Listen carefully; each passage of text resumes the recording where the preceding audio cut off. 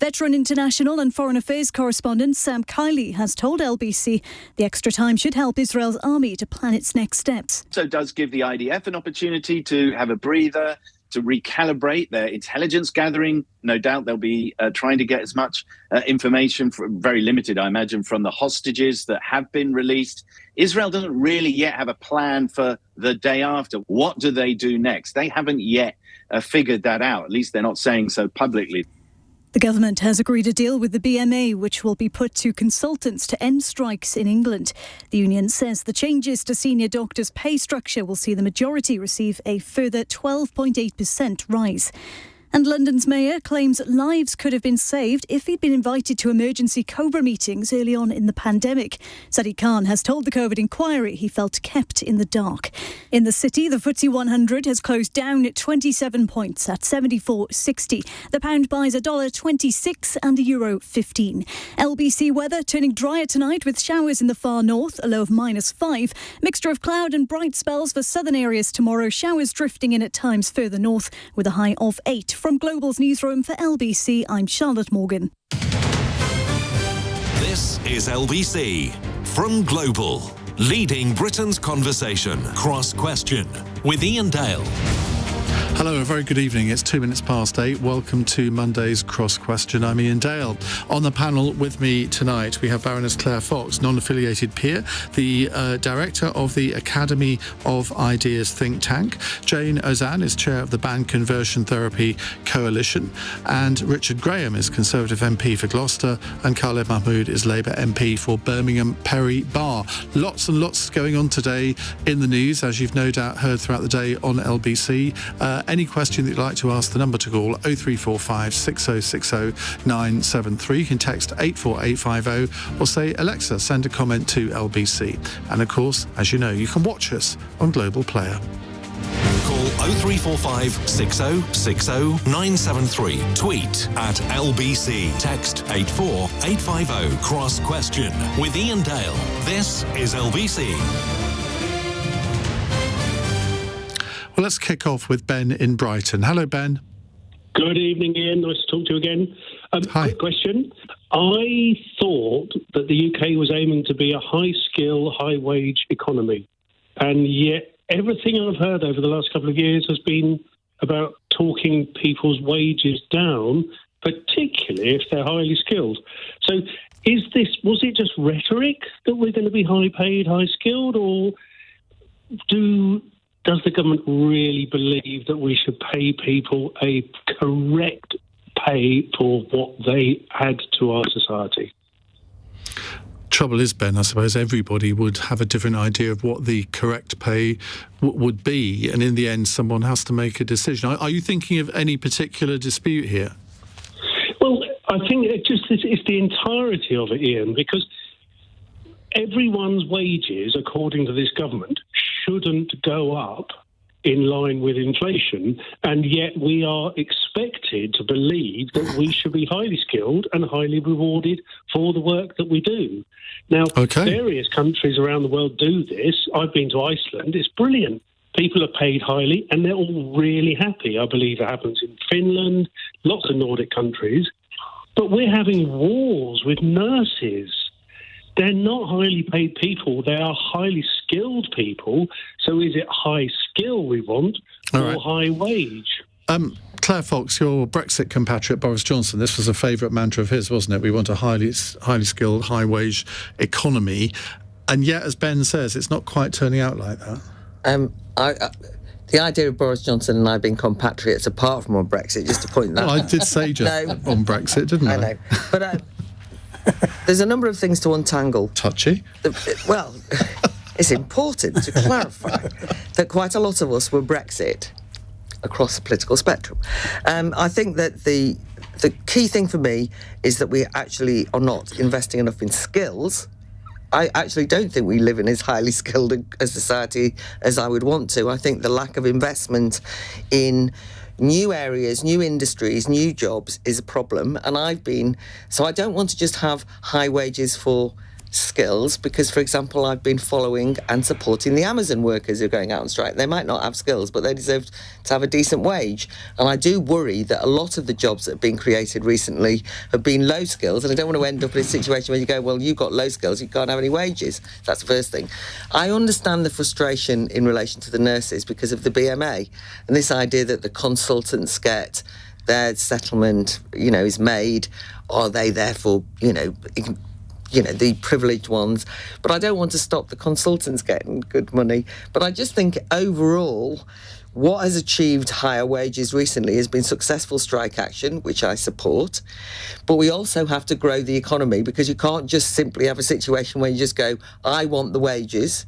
That's up to the union, so they can fight for that. That's fair enough. But looking at it overall, our problem is that we've got a stagnated, low productivity economy with very little sign, and I think this from all the parties actually, of huge commitment to increasing productivity, economic growth, and creating new jobs in new spheres that will require skills that therefore we all have to upskill everybody.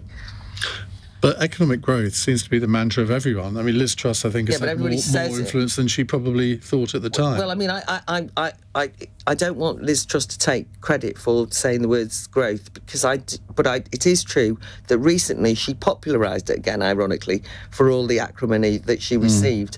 Growth is essential, and I thought actually her phrase where you can't just have the same size cake and keep redividing it out is true. You need to grow the size of the cake. That bit I agreed with her on. It's just that now everybody says growth, but you don't get any sense of what they're going to do about it. I mean, productivity is not being tackled by any of the parties. Which, Richard Graham, has been the case for 40, 50, 60, 70 years in this country. Yeah, no, productivity has been a real challenge for governments of all colours. But I think coming back to the listener's question, I mean, I think the answer to that is that the Prime Minister very much believes in trying to attract the best talent from all over the world. He repeated it again at an investment summit earlier this morning. He was very clear about that during the AI summit.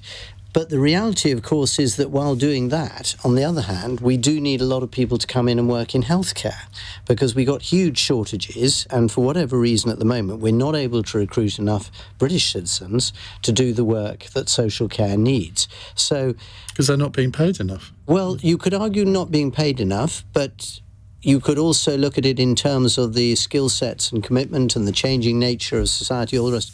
For whatever reason, we're going to be dependent on immigrants for social care for a long time to come. So that's why I think that choosing an arbitrary salary under which we should not be allowing people to come here and work is probably going to lead to devastating circumstances unless we're very careful. So this idea that the minimum salary of £26,000, which it is at the moment, should be raised to 45,000, you think is for the birds? So I think there are different ways you could do it. You could, for example, accept one or two sectors, which might include health and social care. You could look at whether that figure of 40,000 is going to exclude a lot of people who are very valuable to the economy. So I don't think it's settled yet. I think the debate is still very live. Jayne Ozanne. Well, I think we need to be honest. We have a whole group of people, be they teachers, be they nurses, who aren't valued, I think, for the work that they do. They're not earning the wages that their skills would require. And they are feeling poorer than ever at the moment because the rate of inflation and the way that their salary has decreased, it would seem. And yet we have a lot of people who are highly skilled who are moving away because they are getting better jobs outside our shores, particularly if they have been in academia. Who are these people? Because I keep being told that this is happening. Yeah. People often ring in and say, doctors, in the for health, instance, in the health service, and say, well, I'm thinking of doing this, but I'm never sure how many actually doctors, do. Academics, well, I don't know, the high end, particularly in academia, they're getting better deals in the US and UK, so our skills, if you like, our brain drain is quite real. But at the end of the day, I think we need to look at if the question really is about whether we should have a maximum or a threshold of at which immigration works. We need to be honest about what we need. We need core workers who can come in and do the jobs, not necessarily highly skilled jobs, but earn a wage which we can afford to pay them to get the economy moving. And we've got this real need at the moment in Britain to have people who are prepared to work at a fair wage, but not at a high wage, in order to, if you like, staff those restaurants, staff those hotels, pick those strawberries, get out and do the jobs, let alone in our social care, that we desperately need to make our economy work. And that, I think, is where the focus needs to be. And I fear that's not where the Prime Minister's focus is right now. Just remind ourselves of the question. Ben says, I thought we wanted to become a high-wage, high-skilled economy, and now we want to push wages down for everyone. How does this rhetoric match? Khalid?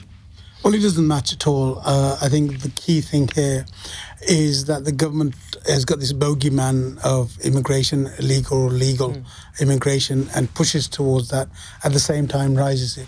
On Friday, I spent a good couple of hours with my Job Centre Plus, the DWP. I have issues with young people leaving school, not in employment training or education moving forward. So those young people are not getting anywhere. They're not getting suitable training to get onto jobs locally. We've got a huge development and construction industry that needs support. If you want to go to green energy, when people talk about green energy, you need welders, you need fitters, plumbers. You need plumbers, you need to put those things together. There are vocational colleges that are available to do that, but we're not directing people into that. Job Centre Plus hasn't got the resources to do that. Our colleges haven't got the resources to do that. And so what I'm banging at in my constituency, I've got a meeting next week with Andy Street's team about education and skills and see how I can bring that down to my constituency. I've spoken to the police. I've spoken to the Violence Reduction Partnership. Such a thing exists in my constituency.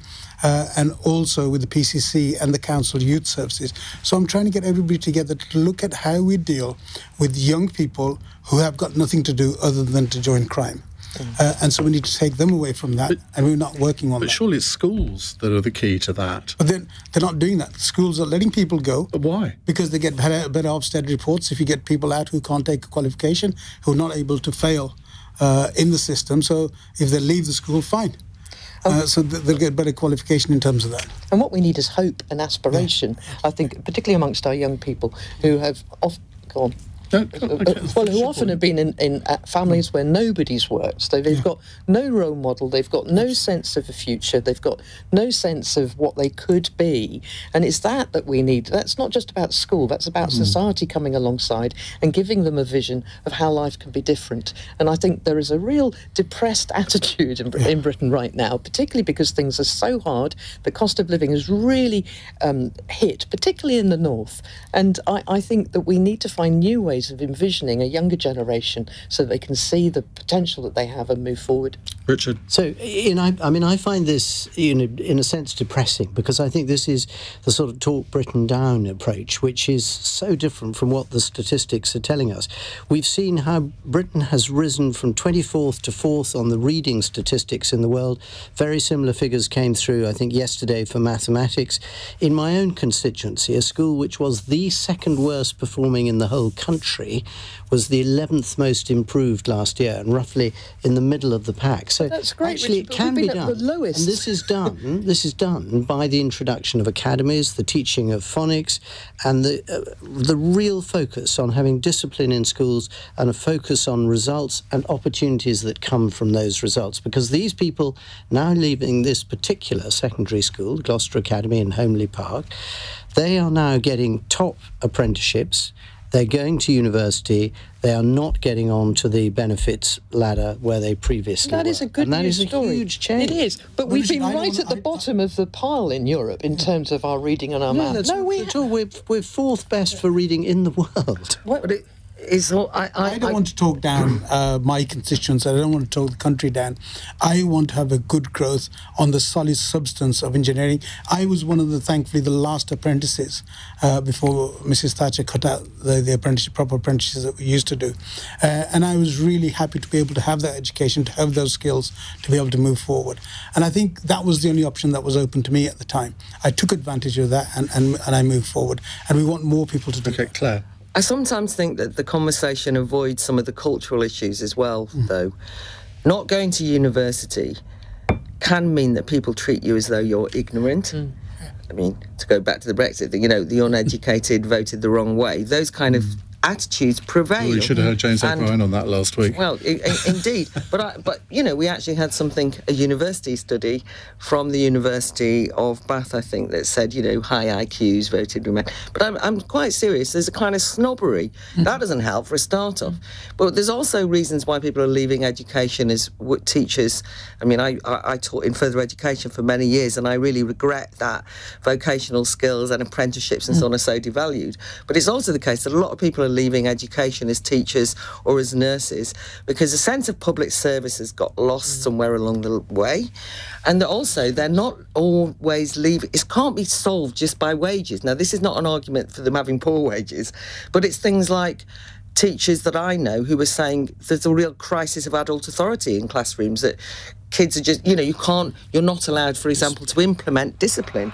You're in a situation in the NHS where there's so much bureaucracy, where there's actually people not able to get on with caring for people, layers of management and so on and so forth. So I sometimes think that we can be too transactional and reductionist in the way we talk about how we improve things, and that's only the public services. Sometimes the public services behave as though they're the angels and the saints, and everybody who kind of is the white van man or trying to get on with earning a living, or the engineers and so on, are somehow a lesser person. So I think there are cultural questions that have to be dealt with both not in nursing and education. One of the key things is bullying. Yes. And there's a huge amount. I've got people's experience from both of those sectors who leave those sectors because of the amount of bullying that takes place in their workplace, and they just end up with huge amount of mental health issues and then have to back off. So which sectors are we talking about? Both teaching and in the nursing sector. And yet, my eldest sister, 69, is still teaching. My eldest son, age 31, is teaching, and there are 4 others in the family in between them, and they all get a huge amount out of it because there is nothing, literally nothing, more satisfying But my than being daughter's able to set a teaching young person on a good But it track. depends what sort of school you're in, and also what level of stress the Ofsted system has put on you. That's another thing as well. No, I'm sorry, it is. is. And we know that's very well documented, that a lot of teachers are finding it incredibly difficult, the combination of classroom management, people management, and the stress of systems and trying to get the right grades, the right people. It's getting to a point where that public vocation has been lost. Come and see my comprehensive school that got a good rating from Ofsted for the first time in 30 years last week. They are all cock-a-hoop. The teachers But Richard, are you're talking fantastic. away. We can always find what I'm exemptions. trying to do There is to demonstrate that it's not death and disaster. The common thread here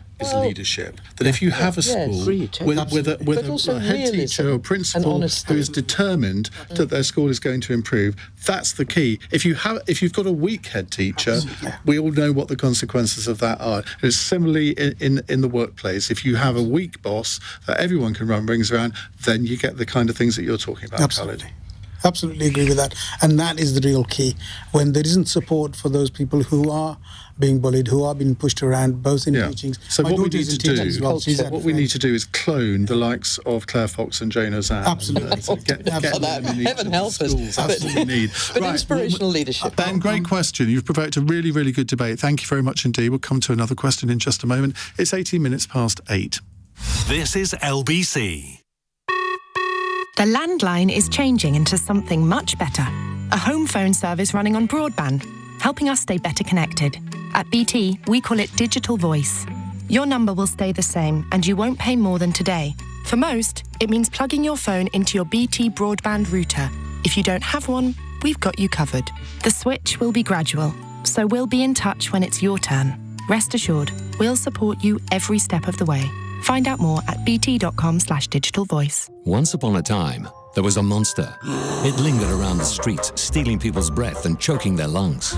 Every time a fire was lit to take away the chill, it climbed the chimney, filled the air, and wreaked its havoc. But this monster isn't a fairy tale. It's the invisible fumes released into our streets and homes every time a wood burner is lit. Open fires and wood burners are a significant cause of particle air pollution in London today. Put an end to wood burning and an end to the monster. Find out more at woodburning.london. So gambling to me was like monsoon. The first rain, the first bet. It brings comfort and joy, but then is a flood. It's not a nice feeling. You think you're in control, but you're not. You need that help. If you're worried about how gambling makes you feel, we can help. Search Gamble Aware for advice, tools and support. For local trips around London, think bus. It's the most convenient way to travel in your area. With the Hopper fare, travel as many times as you like, within an hour, for £1.75. Tube it, bus it, train it.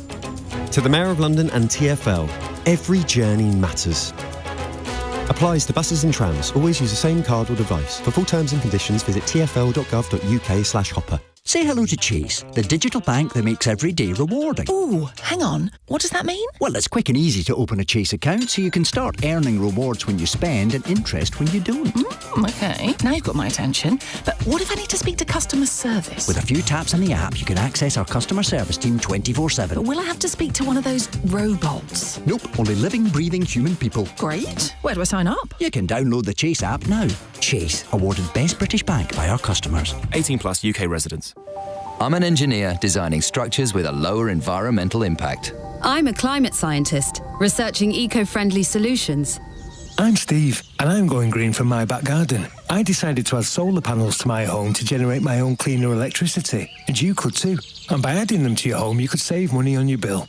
E.ON, taking action for climate by generating cleaner electricity. Visit eonenergy.com to find out more. Energy efficiency eligibility, regional requirements and T's and C's apply. Cross Question with Iain Dale on LBC. Call 0345 6060 973.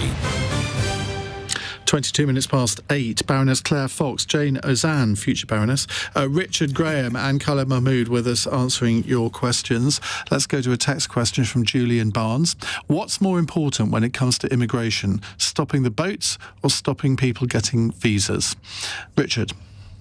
I think the answer to Julian's question, if I get it right, is the perception... So it's Julie. Did I say Julian? Oh, sorry. Julie, is it? Yeah. My apologies. Julie, I think the issue out there in the country at the moment is all about the perception that there are too many illegal immigrants arriving here who are using up resources that could or arguably should be used more for Britons and others already here. And so the business of the small boats comes in because it's very visible, it's frequently in the media, and they do make up an increasing number of the total of our immigration, which, by the way, almost half of it is education related. But the illegal immigrants and the small boats are the issue that all of us come across on the doorstep time and time again. So reducing that number, it's a government aim. It's one of the PM's 5 sort of big goals. The small boats numbers are down a third this year. They should have further to go, much better policing on the Belgian beaches, the agreement with Albania and so on. But that is the drive, and the business of whether we can use Rwanda to process the asylum applications is still very much live. I suspect, as much as anything, it's symbolic and intended to nudge behaviour rather than literally to transfer thousands and thousands of people. But it could play an important role, and so that's why the issue is as contentious as it has been. Khalid. Well, look, this has been, again, something that's set up by the government that we're going to come in and we're going to reduce the boats crossings, illegal migration, and we'll stop overall migration coming through. First of all, the whole issue has been a complete disaster. Rwanda, a complete disaster. Over £100 million spent on that, yet no result. BB Stockholm, over £18 million. And what's the result of that? Over £5 billion on a yearly basis in hotels, which has been spent. For what consequence? Just purely not dealing with the results of people that come across. If you got those people, you have to deal with them. So why put them in a position where for a year and so you're not dealing with that? That's the cost that we are incurring. deal with it properly, stop making these huge pronouncements, particularly Suella Braverman, who... God knows where she comes from in terms of politics. It's so bizarre that it's unbelievable for a Home But isn't the problem here that it's all very well to criticise the government for sort of failures on these things? That's what the opposition is there to do. But we have yet to hear a single idea from the Labour Party about how they would do things differently. Well, Keir Starmer's already said, in terms of first increasing the border force, we're working with the National Crime Agency. Do you think that's not happening anyway? It's happening to an extent, but what happened when Mrs May took over is that 50% of the border agency was cut. And therefore you had more opportunity for these people to come across. Have proper agreements with Belgium, have a proper agreement with France, which we haven't had effective agreements. Well, we've had lots of agreements with France, but France doesn't seem to have abided by them. Then what we have to do is have a far better agreement to be able to deal with that. We need to get in there and talk to them as a collective, certainly in terms of Belgium and in terms of France. I'm not quite sure what Belgium's got to do with this. Well, there's some boats that are coming through. Very few, but there are some boats. So I think ultimately what you have to do is process these cases quickly, resend back people who are illegal and deal with the ones that are legally here, and you wouldn't incur the costs of hosting them in hotels. Can't see anything different. Well, I think, let's get some figures. As I understand it, it's about 50,000 people in boats versus 750,000 in total in terms of migration. So the boat problem, people who are frequently fleeing the most horrendous situations are going to risk their lives in a tiny little boat to try and create a better life, are being scapegoated and, used as a football in a political football match, sadly, and it's their lives that are on the line. I think Rwanda is a failed policy because ultimately it breaks every human rights code I'm aware of, and it isn't going to punish the people who are doing the trafficking. It's going to punish the people who are the least able to speak up for themselves and defend them.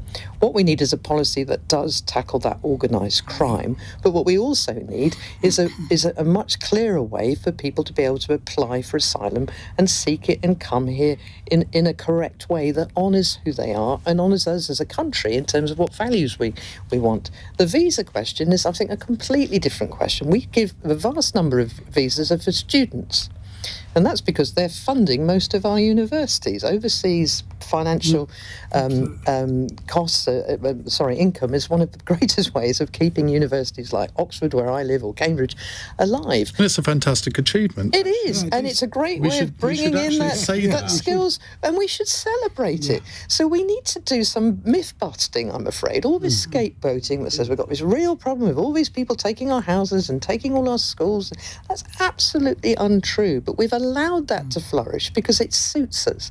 And I want to stop that type of conversation and say, look, we as a Western civilization should be A, prioritising human rights, B, looking out for those who are much less fortunate than ourselves, and C, celebrating the fact that we are seen as a place where so many people around the world want to come.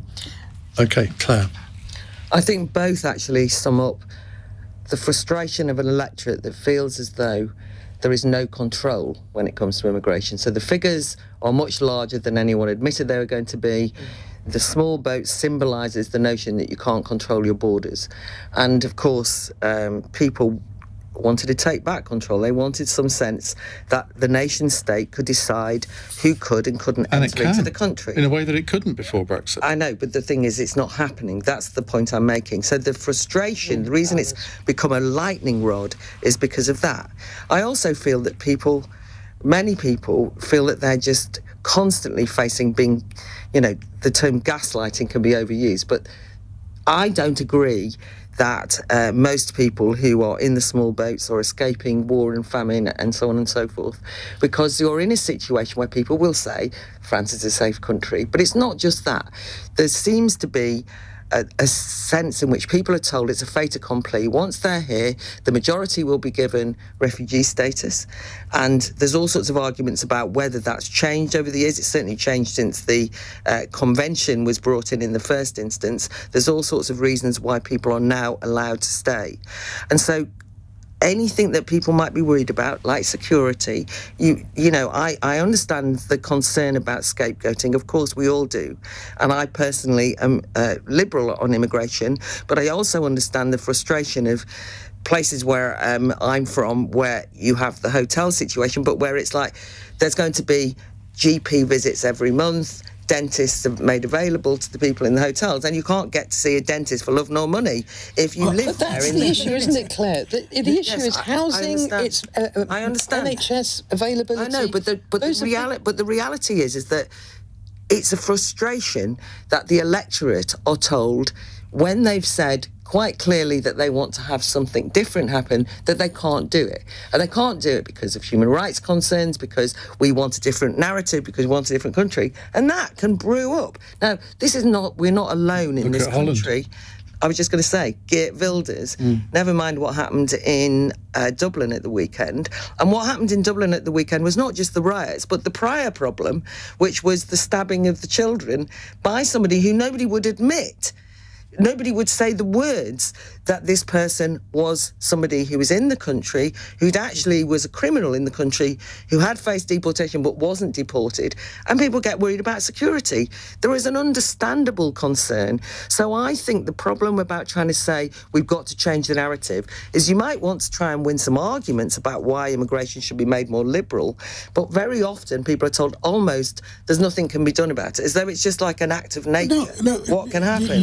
Very quickly, because we need to move on. You had Suella making all sorts of horrendous noises about these things, by saying horrendous issues, by winding people up, general people up, but not stoking it up and not doing anything about it. Well, we have a new Home Secretary now who I don't think is cut of the same cloth, shall we say. Well, he's stoking other issues, isn't he? Yes, in Stockton. But sometimes they're reflecting things. I didn't in any way like Suella Braverman's rhetoric, but it's also the case that she was reflecting a debate that's going on in the country that you can't ignore either.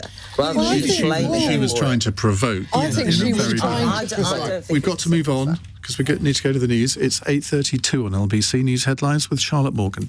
The head of the United Nations is describing an extension to the pause in violence between Israel and Hamas as a glimpse of hope. But Antonio Guterres wants it's not enough time to get the amount of aid needed into Gaza. The government has agreed a deal with the BMA to potentially end strikes by senior doctors in England. The union says it would mean consultants getting a further 12.8% pay rise. And Sadiq Khan says he felt kept in the dark from emergency COBRA meetings early on in the pandemic. Whilst giving evidence to the COVID inquiry, the London mayor claims lives could have been saved if he'd been more involved. LBC weather turning drier for most, but showers continuing overnight in the far north of the UK, a low of -5. This is LBC. I'm an engineer designing structures with a lower environmental impact. I'm a climate scientist, researching eco-friendly solutions. I'm Steve, and I'm going green for my back garden. I decided to add solar panels to my home to generate my own cleaner electricity, and you could too. And by adding them to your home, you could save money on your bill. E.ON, taking action for climate by generating cleaner electricity. Visit eonenergy.com to find out more. Energy efficiency eligibility, regional requirements and T's and C's apply. HGVs have 4 zones around them where their visibility is limited. At the front, back, and both sides. If you don't know where they are, you could be sitting in one without even realising.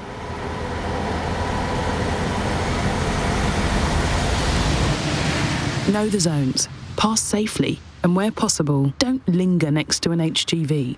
Look out for each other. Search Know the Zones. National Highways. This call-out is by Hassan the plumber. The finding somewhere that's not pay and display. Hassan, the you've had this boiler since 1990 what? Hassan, the creaky knees, the one more cup of tea, the job's a good one. All by Hassan. But having the tools to find him great business insurance, that part was done by Nikki from Howden. Our people make it possible. The new name for A-Plan. Search Howden Business Insurance and meet our team. Authorised and regulated by the Financial Conduct Authority. OK then, class. Class pass, Jane. See you all tomorrow. All right. Look, I got 12 messages. Look what's trending. Go on, send it. Post it. What? Why, bro? Why are they writing that? What are they saying? Growing up with phones isn't easy. EE Learn has the tools to help kids' well-being, studies, and every kind of lesson. For every kid on any network. Search EE Learn. Hey, Harry. Hello, mate. Any tips for the weekend? Sorry, pal. I'm taking some time off. I fancied a little break from it all.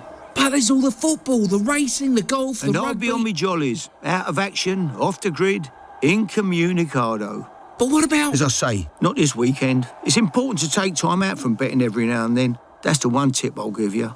Now, where did I put the sun cream? Son! Harry? Listen to Harry, and please gamble responsibly. 18 plus, be gamble aware. Cross Question with Iain Dale on LBC. It's 8:35 on LBC. Khalid, the Labour MP for Birmingham Perry Barr, is with us. Richard Graham, Conservative MP for Gloucester. Jayne Ozanne, Chair of the Banned Conversion Therapy Coalition, and Baroness Claire Fox, Director of the Institute of Ideas think tank. Right, Robbie in Chelmsford is on the line. Robbie, what would you like to ask?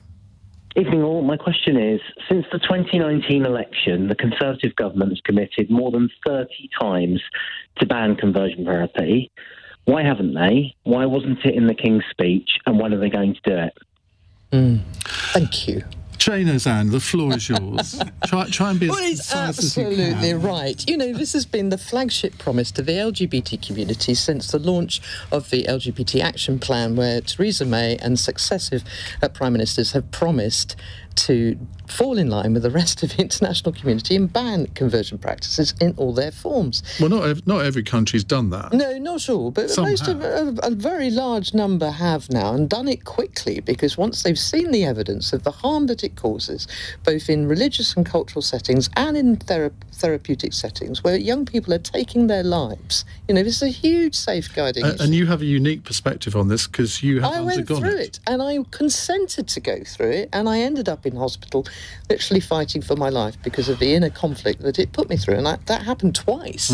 And, you know, I'm someone who's relatively well educated, but I believed, as did everybody else around me, that this was the right and proper thing to do. And therefore I consented, and I wish I'd understood the harm and the trauma I was putting myself through. Now, I was an adult going through this. If you're a teenager, which we know that over half of people going through this are under 18 and 2/3 are under 24, you've got nowhere else to turn.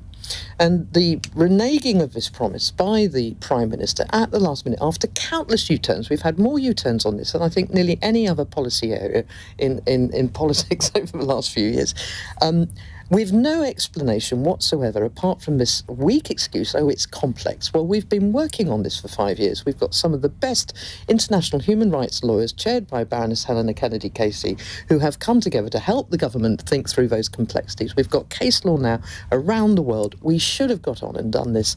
And frankly, there are members of the House, both in the House of Lords and in House of Commons, who are determined to make sure that they get this done, with or without the government's support. Because I think a Liberal Democrat has now introduced... Lib Dem, Baroness Lawley Burt has introduced it in the House of Lords, and there's rumours afoot that it, you know, may well happen in the House of Commons too. But we've got coalitions across the House who want to see this done. And I'm afraid there's been so much fake news, there's been so much rumouring and lobbying by religious right and the anti-trans community.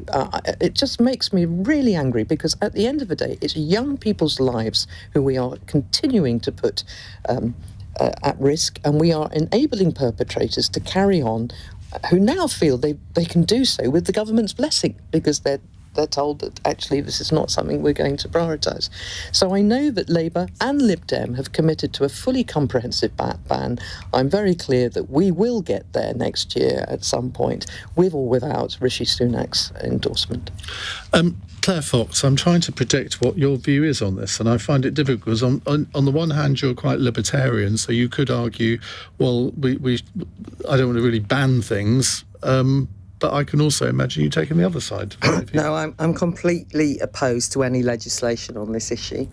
I have no idea why on earth the Conservative Party promised 30 times to ban it. It's completely ludicrous. But lives because are at risk. I know, let her have a say. But I do not think there is a problem of conversion therapy in the UK that needs legislative intervention. And I, along with people from the lesbian and gay Bisexual Alliance, the LGB Alliance, and many women's rights activists, I'm very concerned that what this will lead to is the ban of an intervention that would either be a therapeutic intervention to what I consider to be a social contagion of many young people who think they have gender dysphoria, and some of them may well indeed want to become trans, but many of them are simply very confused.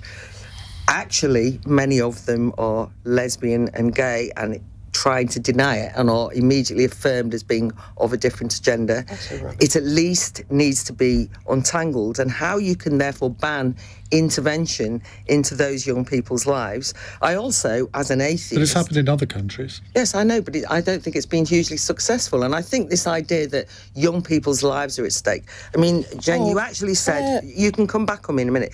You actually said the perpetrators, and I want to know who perpetrators are. Because as an atheist, I defend religious freedom, and I happen to think that people are able and should be able to offer pastoral care in terms of whether it's gender, whether it's sexuality, and so on and so forth. And my fear is that this will have the impact of criminalising even parental intervention, which is one of the things that's of some concern where it's happened elsewhere, by the way, and also absolutely therapeutic intervention that allows young people, or pastoral intervention, to think about who they are, what they are, and so on and so forth. There is a notion that we are in a situation now where we're transing away the gay. And I think there's something in that, right? I do think that there's an alternative view of this, which is that young lesbian and gay people are actually being discouraged from being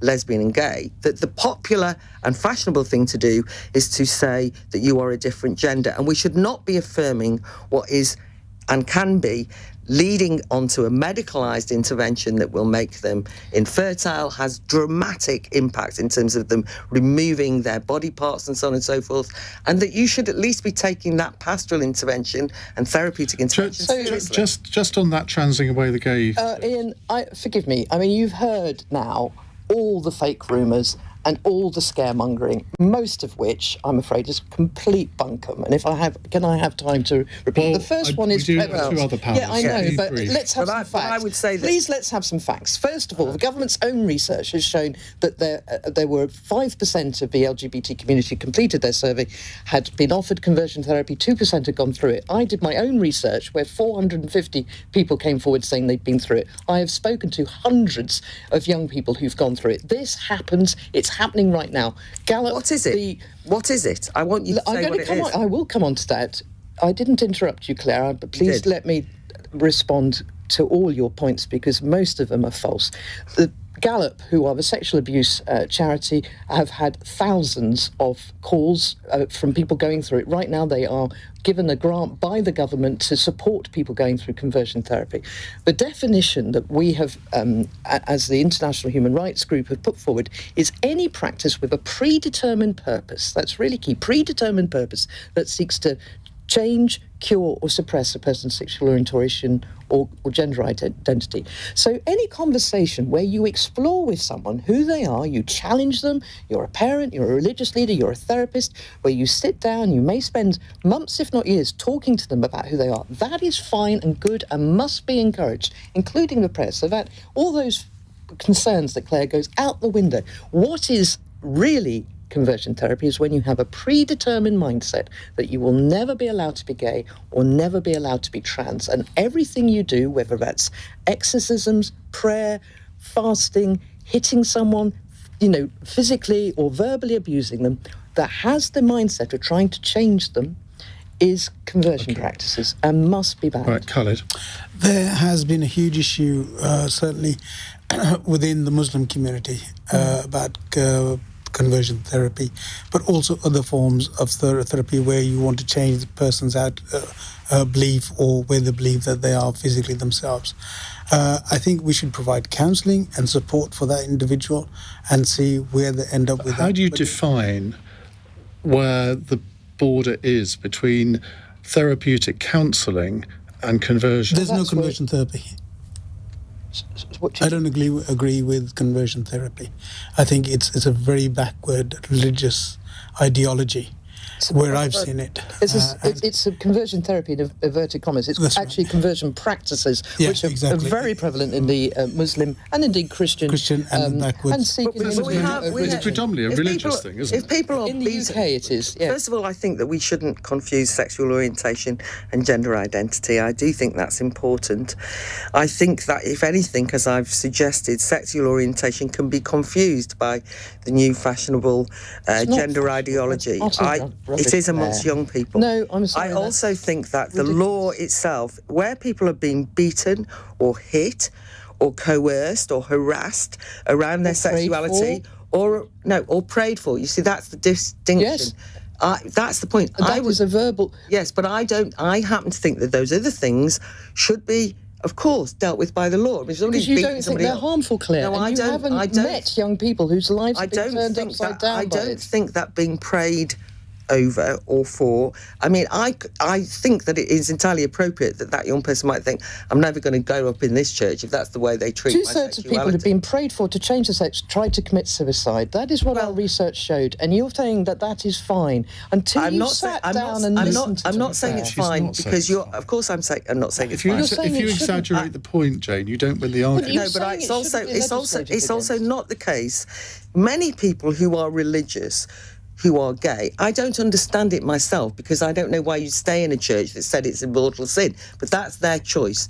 When you're a young person, it is entirely appropriate, it seems to me, in the care of, say you're 14, 15, you're confused about your sexuality.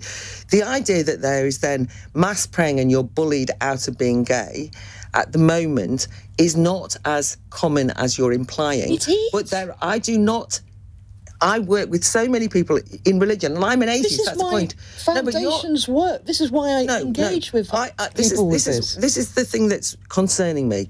Bringing in a piece of legislation can catch within it those people who, for example, are talking pastorally about what their particular religion is recommending and praying with and for people, even if I think it's a bonkers notion. In most instances. And coercion, which is a different question altogether. Hang on. We haven't heard from Richard in this yet. And I mean, the question is really targeted at you, Richard, I suppose, given that the government has promised to do this more than 30 times and hasn't. Why not? Because it's impossible to legislate for. Well, I think in a way... No, I asked Richard, not the two of you. Yeah.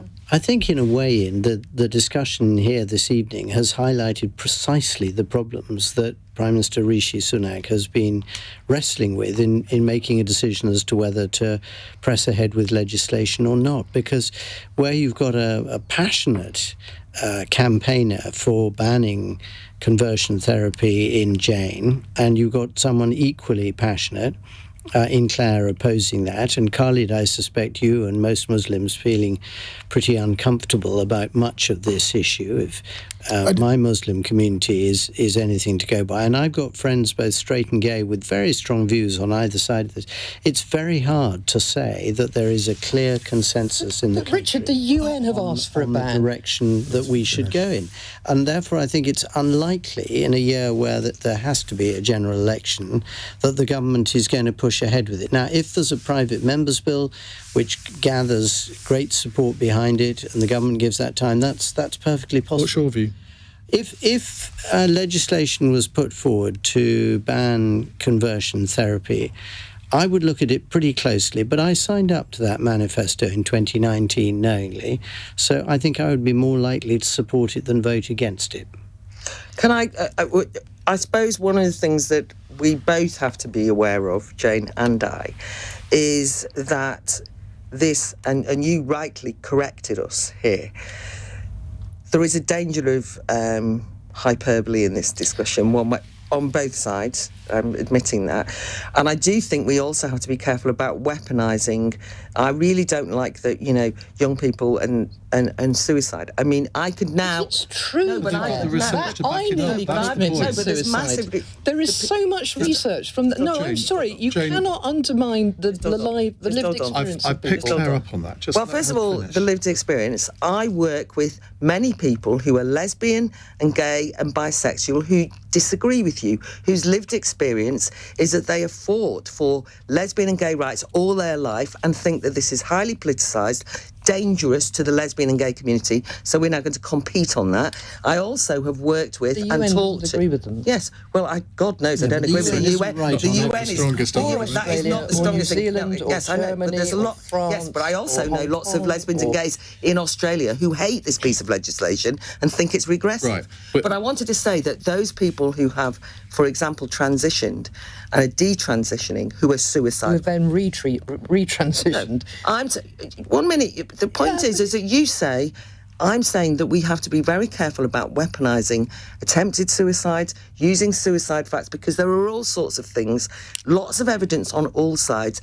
And in the end, we have a different approach to what legislation should be used for. And I'm saying what will be swept up in this legislation is the absolute rightful intervention of adults into... We're 5 minutes behind where we should be, so I'm going to have to call this to a close, even though we could have gone on for the rest of the hour. I just think it's really... Well, let's have a debate on it sometime. Well, maybe we should I think actually it's really expand irresponsible this. to have it on this programme like this when you've just given How is time. it? Because we haven't had time to go through You all have the had facts. a huge amount of time, so please don't tell me that we shouldn't be discussing it on this programme when you've had the majority of time on it. But we haven't had all the facts, and that Well, to I'm me sorry, in a 10 or 15 minute discussion, tried to make it that's an all you're going to equivalent get. discussion where we have said all sorts of things. There that is are an equivalent completely discussion in untrue. that Claire holds a very different view to you, Yes, and but she has an equal right to express her view just as in the way that you do too. But she doesn't have the international opinion with her, or indeed the commitments that the political parties have made through the years. Well, I'm sorry if you don't feel that you've been fairly treated, Jayne, on this, but I think you absolutely have. And if you want to hear more of Jayne's views on this, you can do so on my podcast this week, because she's my guest on that, where she tells in very great detail about the experience that she had undergoing conversion therapy. So you've had a good crack of the whip, I think. It's not about my crack of the whip. It's about allowing a platform for false things to be said, which we don't. Well, you see, that's the whole point of this programme, that we do allow platforms and people can debate, and the listeners can then make up their own minds. That's the whole point of it. Facts, yes. Well, they've had the facts from you, and they've had some facts from Claire as well. It's 8:51. LBC. I find that finding stuff is good. Finding that one earring down the back of the sofa. Finding my perfect match on a dating app. Finding my bank card. I even went to India once to find myself. And at Specsavers, an audiologist helped me find sounds I hadn't heard for years, with hearing aids that started from just £495. I find that extremely useful. Find your lost sounds. Book a free hearing test at Specsavers. HGVs have 4 zones around them where their visibility is limited. At the front, back, and both sides. If you don't know where they are, you could be sitting in one without even realising.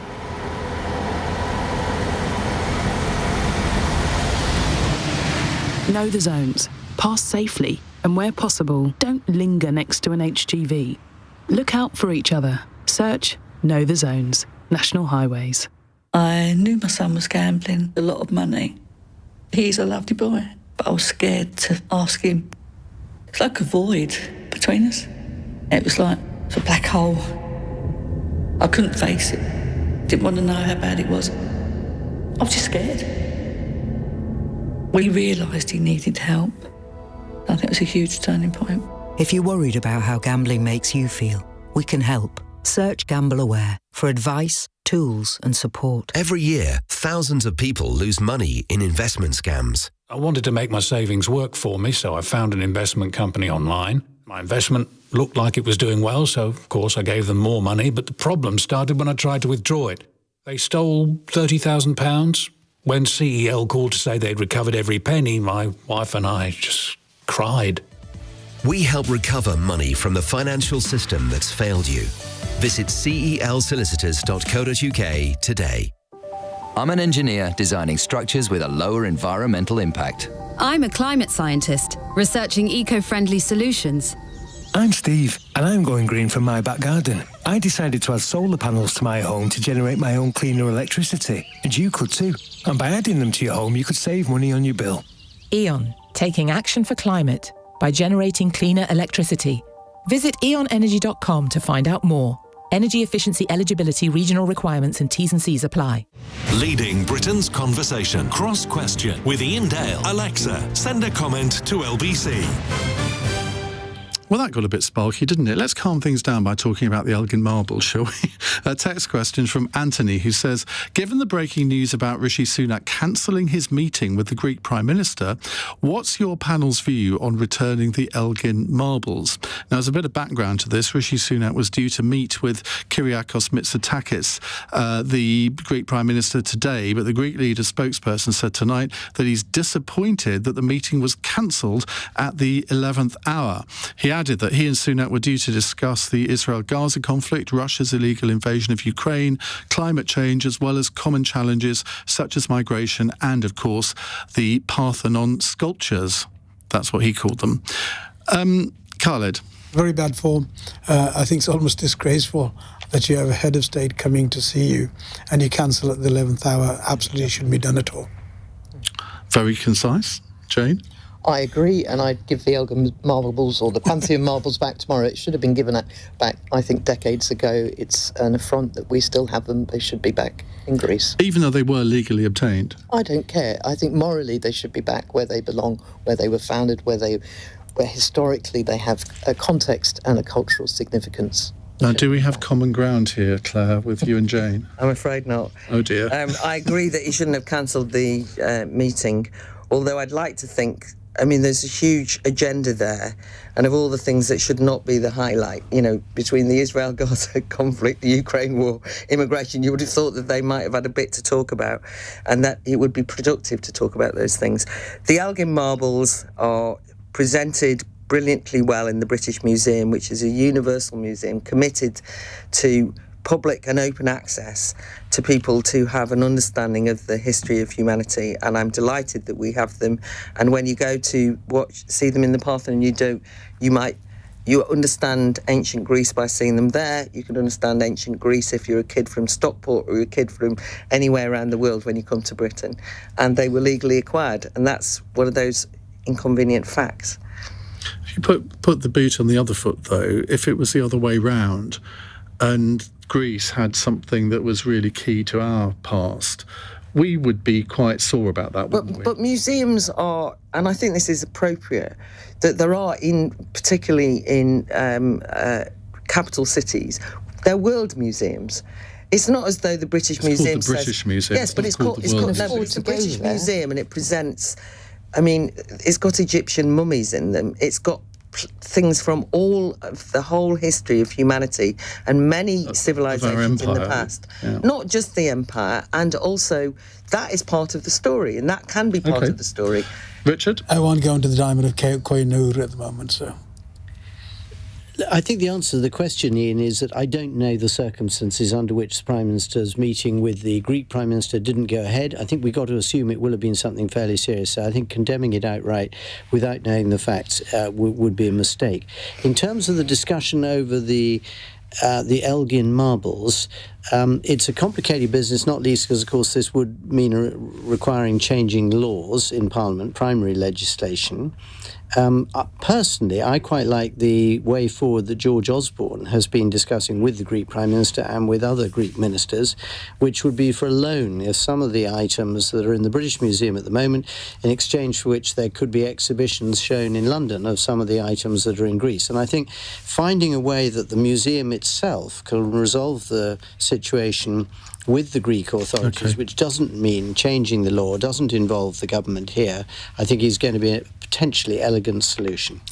Right, our final question, our fun question from Brian in Scarborough. Doctor Who is back. The TARDIS regenerated on Saturday, and David Tennant is back as I thought the guy from Sex Education was the new Doctor Who. Obviously, I'm behind the times. If he turns up at your door with his spiky hair and his long coat, where would you like to go? Anywhere in time and space. I mean, I'd just stay in the TARDIS with her, I suppose, for a long time.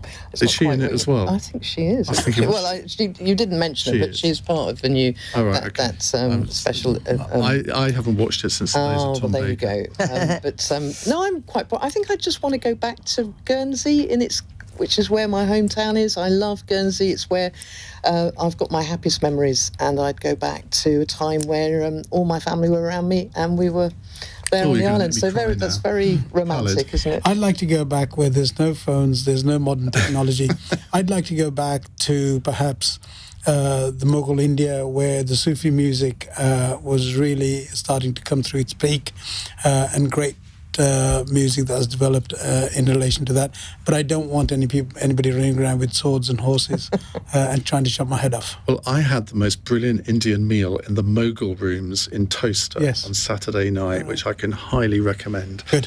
Claire? I love the idea that Khalid wants to go back before mobile phones, but wants to go in a TARDIS that requires at least some technology, I'd imagine. But anyway, well, to follow on in the theme, I would probably want to go back to ancient Greece and the foundation of modern democracy, and take inspiration and freedom, and take some inspiration from the ideas and the philosophers of that time, because I think we're losing our ability to win those arguments. And I might whiz forward to the Putney debates, where it was a bit more kind of proletarian before they existed even, where actually people applied that ancient Greek wisdom around freedom and democracy and made it work so that we got a modern democracy, because we're taking democracy for granted and we're throwing freedom out the window.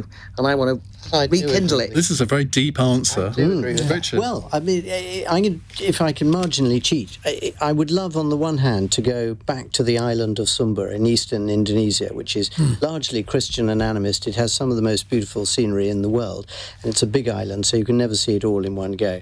But I'd also quite like to go to Westminster Hall on the 20th of January, 1649, for the first day of the trial of King Charles I, who was accused of basically waging war on his own country and found guilty.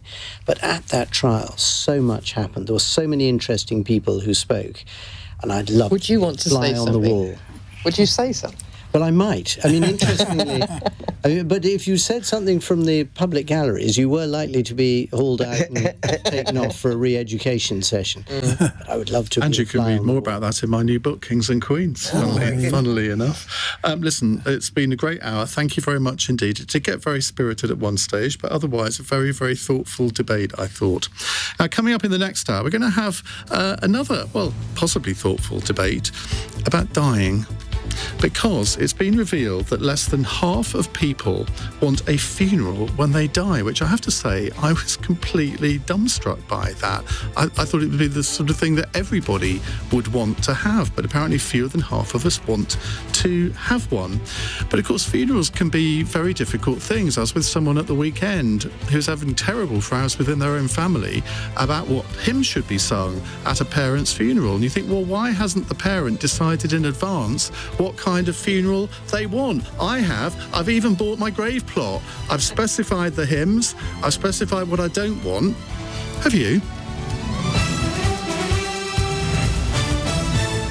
On your radio, on Global Player, and Play LBC. Leading Britain's conversation. This is LBC.